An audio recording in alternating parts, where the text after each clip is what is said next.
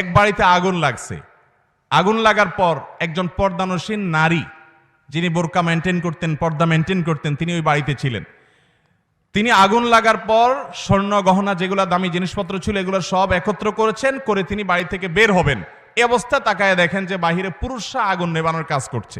যেহেতু পুরুষরা আগুন নেবাচ্ছে, সেজন্য উনি আর বাহির না হয়ে ওই আগুন লাগা ঘরের খাটের নিচে তিনি যায় লুকিয়েছেন, যার কারণে আগুনে পুড়ে তিনি শেষ হয়ে মরে গেছেন।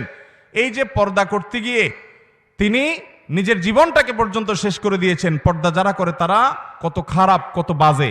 এ হলো গল্প, এ হলো আপনার গল্পের নামে পর্দার বিদ্বেষ আমার সন্তানকে শেখানো হচ্ছে।